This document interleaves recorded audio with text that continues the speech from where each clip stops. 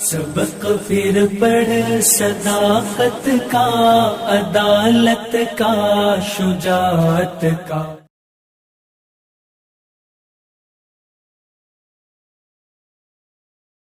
بہت شکریہ فرمان نقوی صاحب. خواتین اور حضرات، دیکھیے ہمارا اب سیشن شروع ہو رہا ہے سوال اور جواب کا. مختصراً سوال اگر آپ کے ذہن میں آ رہا ہو تو یاسر ندیم صاحب کا جواب دیں گے انشاءاللہ. میں چاہوں گا کہ آپ حضرات تشریف لائیں اور مختصراً سوال کریں تاکہ مختصراً جواب وہ دے سکیں اور زیادہ سے زیادہ لوگوں کا سوال اور جواب آ سکے، جس سے کہ کچھ لوگوں کے دل و دماغ میں آ سکے. آپ یہاں جائیے. ہلو، اس کو آگے جائیے. آپ سے یہ کہنا ہے کہ مزاج کے معاملے میں ہم لوگ بہت زیادہ کڑوے ہیں. اس معاملے میں آپ کچھ لوگوں کو کہیں، میسج دیں کہ جو مزاج ہے وہ ہمارے نبی صلی اللہ علیہ وسلم کا مزاج جیسا تھا، ویسا نہیں ہونا چاہیے. بہت کڑواہٹ ہے ہمارے اندر، یہ چیز دور ہونا چاہیے. آپ رکھ لیجیے، میں اس میں بول لیتا ہوں. بہت مناسب بات ہے. ظاہر ہے کہ میں نے جیسے ذکر کیا کہ ہمارے اندر چاہے حالات کو کی وجہ سے بہت زیادہ غصہ ہے اور ہم رد عمل بہت زیادہ کبھی کبھی کر دیتے ہیں کہ جس سے ہمارا جو آفاقی پیغام ہے، امن کا پیغام ہے، سلامتی کا پیغام ہے، وہ نہیں جا پاتا. اور اس کے لیے ضروری یہ ہے کہ ہم سب سے پہلے تو اپنے آپ کو بدلیں اور اس کے بعد جو دیگر متعلقین ہیں، ہر ایک آدمی کا اپنا حلقہ ہے، اس میں 10 لوگ ہیں، 20 لوگ ہیں، 100 لوگ ہیں.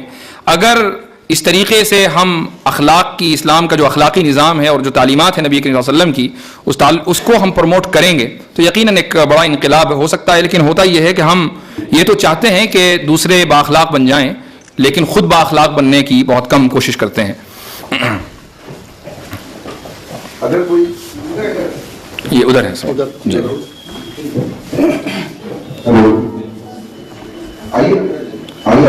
مائک لے آ سکتے ہیں وہاں تک. وعلیکم السلام. میرا سوال یہ ہے کہ ہم کو معاشرتی استحکام کے لیے کیا کرنا پڑے گا جو بہت ضروری ہے، اس کے بارے میں آپ. یہ سوال یہ آیا کہ معاشرتی استحکام کے لیے ہمیں کیا کرنا پڑے گا.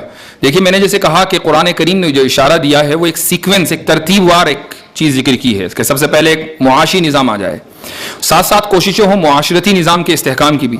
چونکہ جب تعلیم آتی ہے اور اس کے ساتھ ساتھ معاشیات، انسان کا جو لائف سٹینڈرڈ ہے وہ بدلتا ہے، بڑھتا ہے، تو اس کی فکر بھی پروان چڑھتی ہے. اب اگر اس کو دن رات یہی فکر ہو کہ میں صبح کھاؤں گا کیا، پہنوں گا کیا، کھلاؤں گا کیا، تو آپ اس سے کیسے ایکسپیکٹ کرتے ہیں کہ وہ تہذیب و تمدن میں وہ یعنی اہل عراق کی طرح ہو جو خلافت عباسیہ میں یا خلافت بنو امیہ میں کبھی رہا کرتے تھے. کبھی ایکسپیکٹیشن ہم نہیں کر سکتے ان لوگوں سے کہ جن کو اپنے اگلے دن کی روزی روٹی کی فکر ہو. اور یہ روزی روٹی کی فکر جب ہی ختم ہو سکتی ہے جب ان کے ہاں تعلیم اور معاشی نظام اور یا معاشی استحکام آئے. تو یہ بنیادی چیز ہے جہاں تک میں سمجھتا ہوں.